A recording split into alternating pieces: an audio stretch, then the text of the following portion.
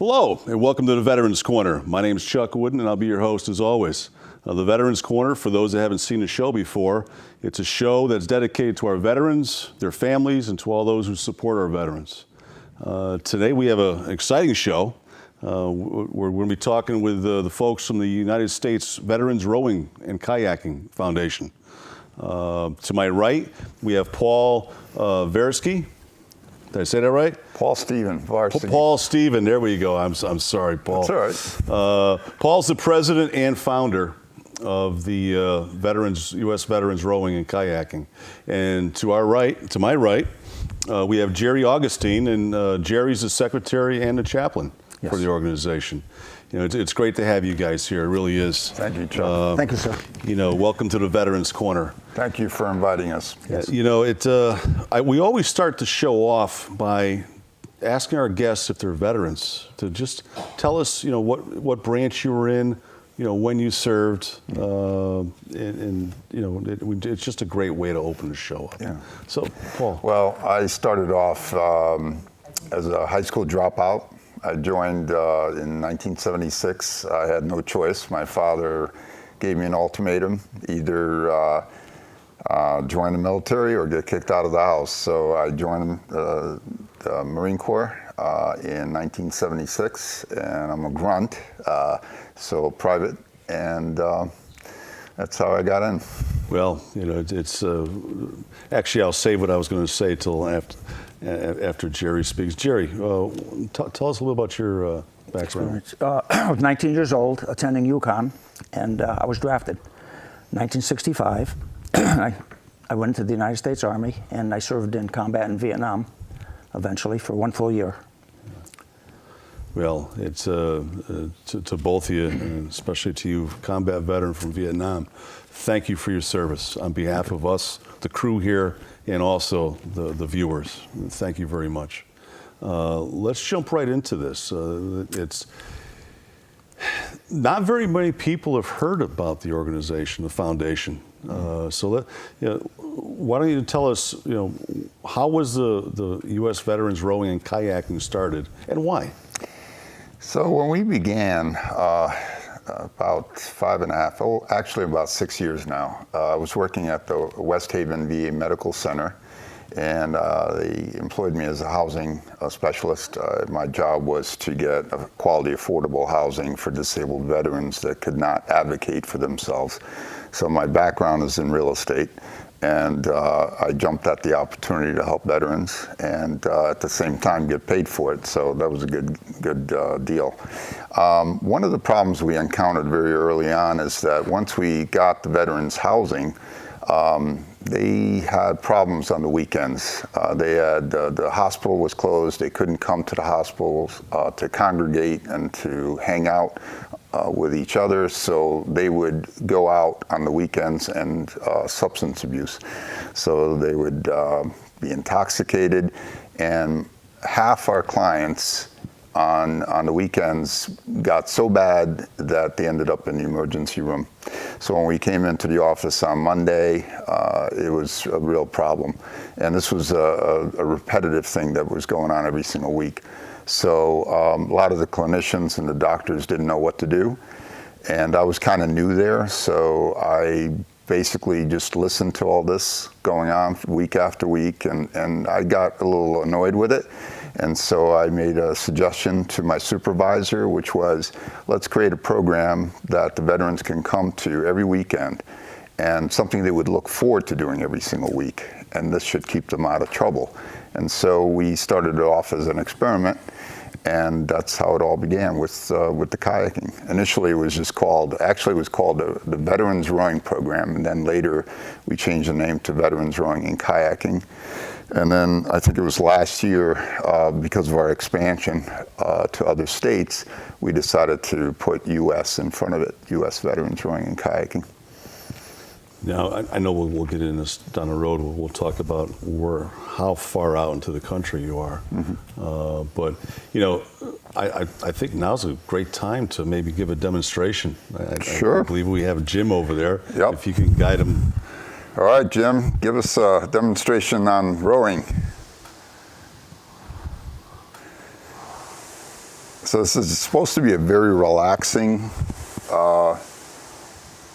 program that we have. A lot of times it's just, we call it recreational rehabilitation for injured veterans, whether they have post-traumatic stress, traumatic brain injury, or substance abuse, they can do it. We've also had amputees do this, and visually impaired blind veterans, and we'll talk about that later. But basically this is it. The simple technique of rowing should be very easy, relaxing, not stressful, and it could be meditative too. Thank you very much, Jim. Thanks, Jim. What type of programs does the U.S. Veterans Rowing and Kayaking actually run? So we have kayaking and rowing programs that are recreational rehabilitation for injured veterans. And then we also have a competitive or elite program for those that become very proficient at rowing, which is not hard to do. And those are the ones like Jerry, who started off in our recreational program, and then eventually he became so good at it that he wanted to challenge himself. And then he started competing. So he did many, many competitions, and he'll talk about that in a minute. But so we have the elite program for those that want to race, and those that just want to relax and have a nice day out on the water and, you know, put all their cares away. So we have that. We also have a college military rowing program for younger college veterans that are looking for something to do on the weekends. We have the Learn to Row program, which is the very basic that we introduce people to rowing and kayaking safely. And so these are some of the other programs we have. We do have one other interesting program that we developed called the Tele-Rowing program. And I think we have a photo of that, or a picture of it, for the viewers. The Tele-Rowing program was developed when we came up with the idea of possibly challenging other clubs or other locations that we partner with that want to compete against each other, whether they want to do it competitively or recreationally. We're able to link them together with a computer system where we can put a big screen TV in front of the one group and have another big screen in front of another group, and they can watch each other compete and row against each other. And that's the Tele-Rowing program. And they can have live interaction with each other in real time. You have one in Connecticut, one in California? Correct. Yeah. Yep. It's what type of accomplishments? And there has to be a number of accomplishments with this foundation. Oh yeah, a long list. Well, in the most basic accomplishments, Jerry has won multiple events for his age category. He has done the outdoor kayaking race down the Connecticut River, which started at Rocky Hill and ended in Cromwell. And we do that annually. It's a 10K race, and Jerry teamed up with another friend of his, and they raced down amongst other veterans down the Connecticut River. So he's won in his age category for that. In addition to that, he has competed in 3 indoor rowing tournaments, and I'll let Jerry tell you about that. Well, 2 years ago I was approached by the DAV commander in Middletown, asking me, I've never been on the water in any kind of rowing or anything, and he asked me if I wanted to try a race out. They knew I was pretty physical in my life, so I tried it, and I won my division, so got interested in it. Then I just saw what the good therapy and the recovery of these disabled veterans were getting. So I got to join and enjoyed it. I did the program right through the winter. Every weekend we went indoor rowing, and I actually bought the machine, so I train on it in my basement in my cellar, and I went on from there. So then they had competition in indoors, and I went to Marist College, Easton, Connecticut, and Westchester County, and I won my division at all 3. So I'm a very goal-oriented veteran. Well, you know, it's if you sit there and you look at it, I mean, exercise, period. Sure. I mean, it's good physically and mentally. Exactly. And when it comes to veterans, we've done a number of shows here on PTSD. And I mean, it's, you know, you had said earlier, you know, meditative. I mean, any exercise whatsoever, maybe walking or something a little bit more strenuous. Right. It's a great thing. Yeah. Well, we've also had other accomplishments. We've had our youngest world record holder on the Concept 2. This is the Concept 2 Olympic rowing machine. Yeah. So this is the only machine in the United States, actually the world, that you can create a recognized world record on. There's no other rowing machine that you could do that on except this machine. So with that, we have our youngest veteran at age 33 who is paralyzed from the waist down. And he is one of our representatives in North Carolina, and he set 2 world records in one day on the Concept 2 rowing machine, only using his upper body. Yeah. In addition to that, we hold 11 world records for senior veterans within the age category of 80 to over 100. Our oldest veteran is a female. She just turned 104 years old. So she lives in Poughkeepsie, New York at Atria Senior Living.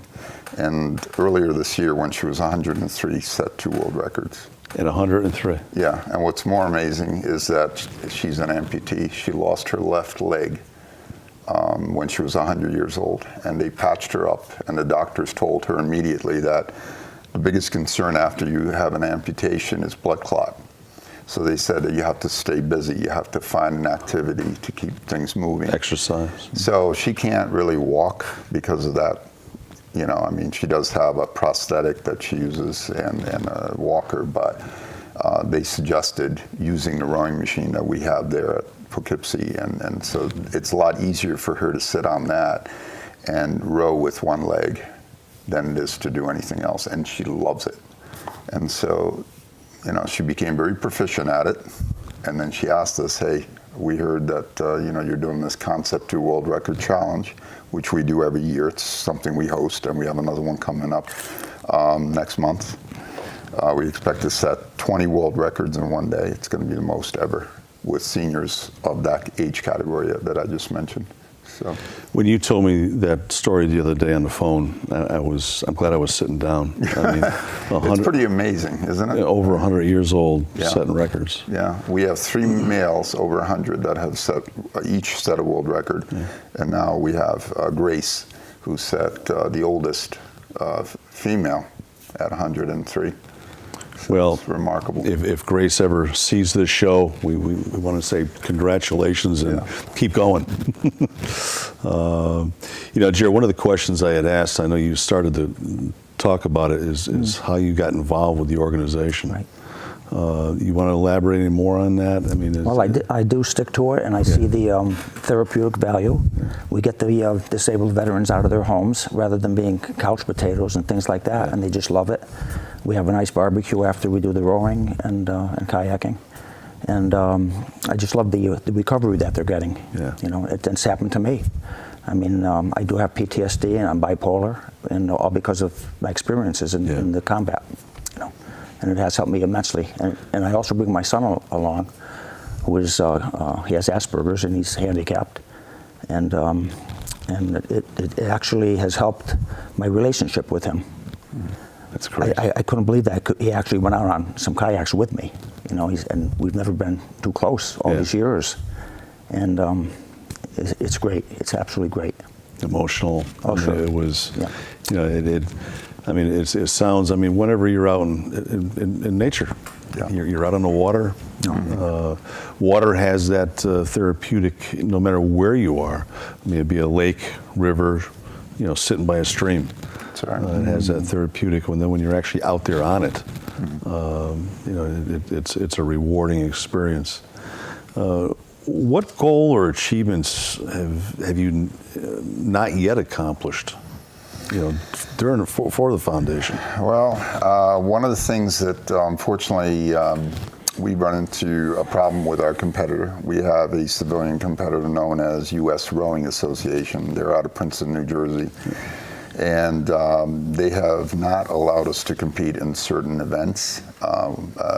We wanted to compete with our blind veterans earlier this year in Virginia. They were hosting a world rowing event, indoor rowing event. So they have typically about 22 countries fly in from all over the world to compete in these events. And so over 2,500 participants. Not all are veterans, but certainly there's a small group, mostly our group. But they didn't want to let us compete, and there's several reasons behind that. But one of the problems is that they're the governing body of all rowing and kayak, or actually just rowing in the United States. And we feel that we should be the governing body for military veterans when it comes to rowing. So it's sort of, there's the civilian market and then there's the military market, and we want to be in the military and they should stick with the civilian. So they're not very accommodating when we want to do events and participate in activities. They then really have been a stumbling block. Who actually oversees the governing body?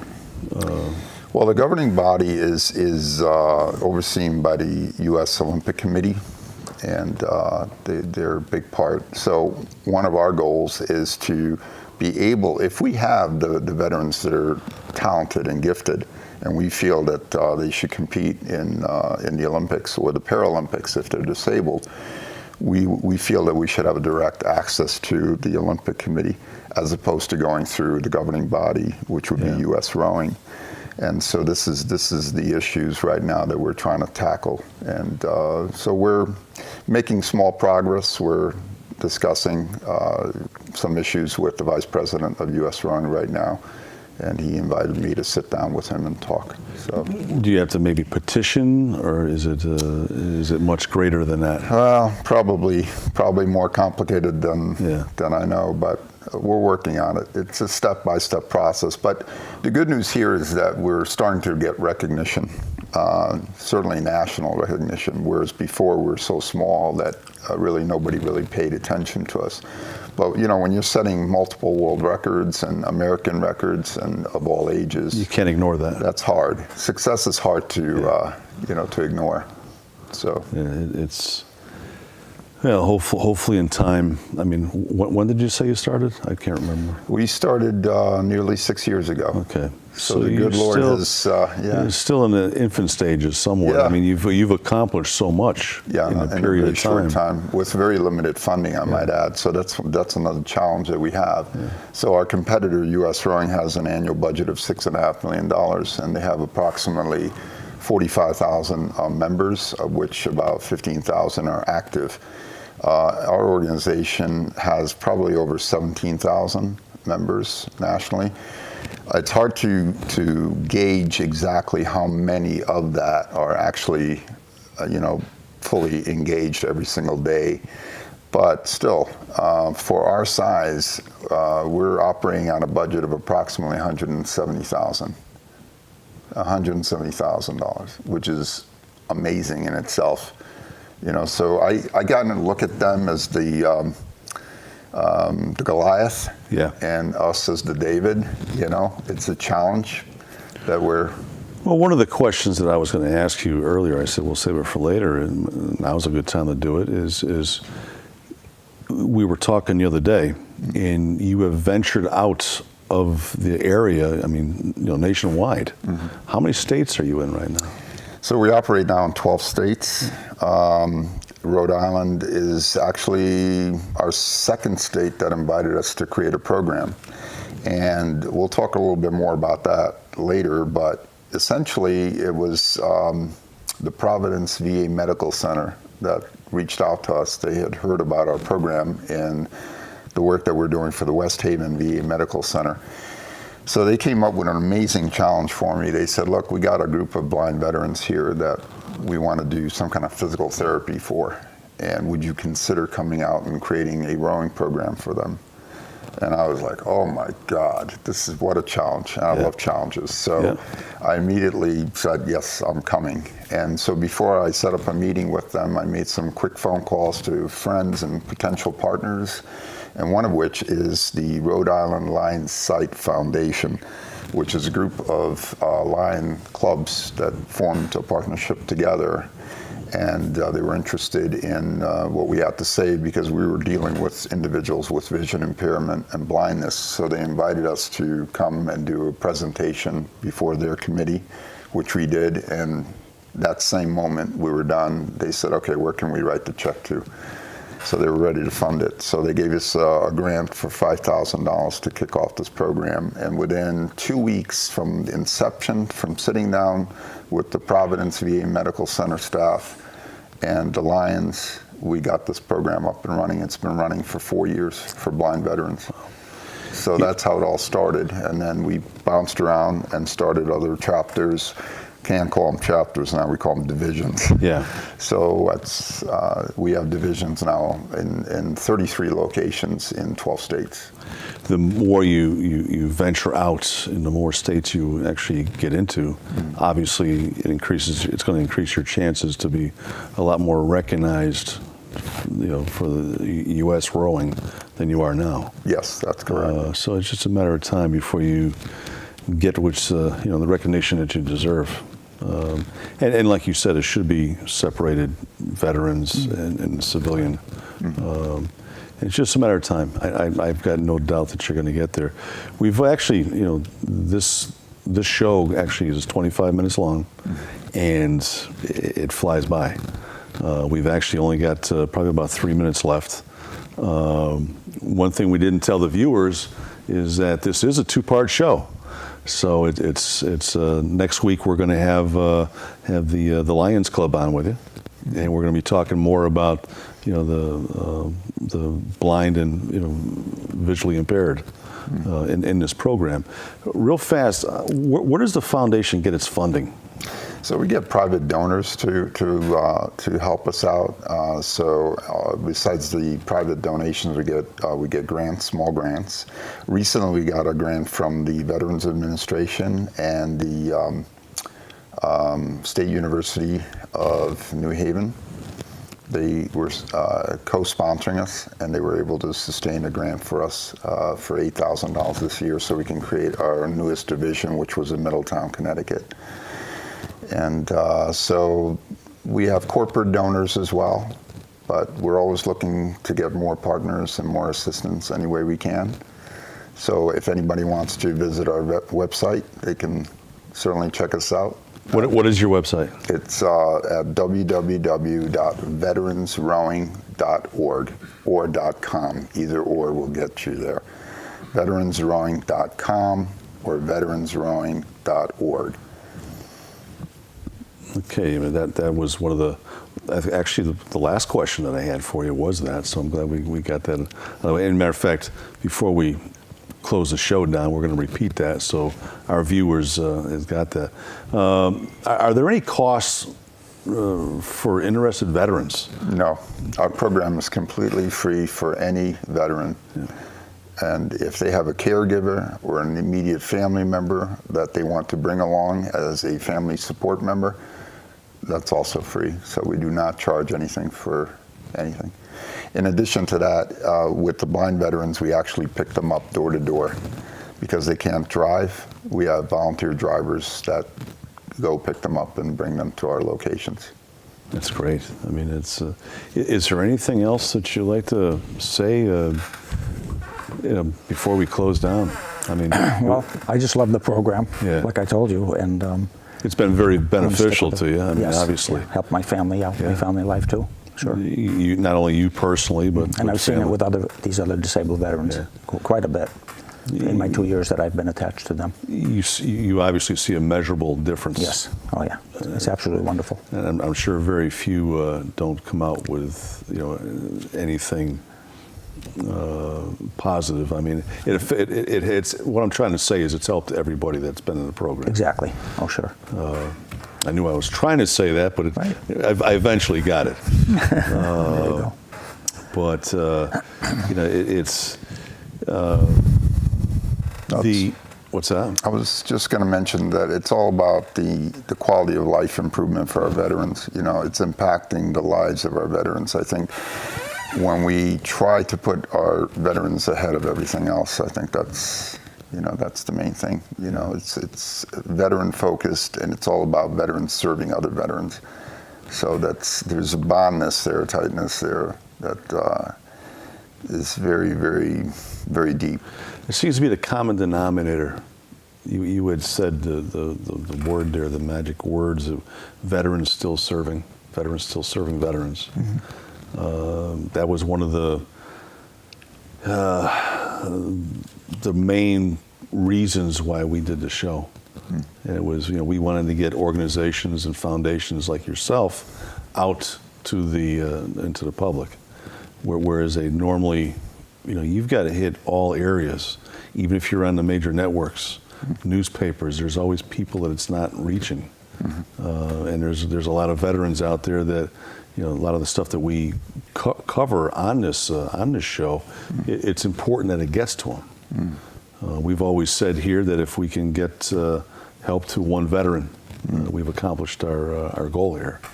And here we are. I think we were telling you Thousands. earlier. Yeah, this show is actually seen statewide. Great. So we're getting the word out, and we're closing on our 100th show. Wow. We should have that by Christmas time. Well, thank you very much for having us on, Chuck. It was great to have you both. I know we've talked a few times on the phone, and that usually is the case. I talk to a lot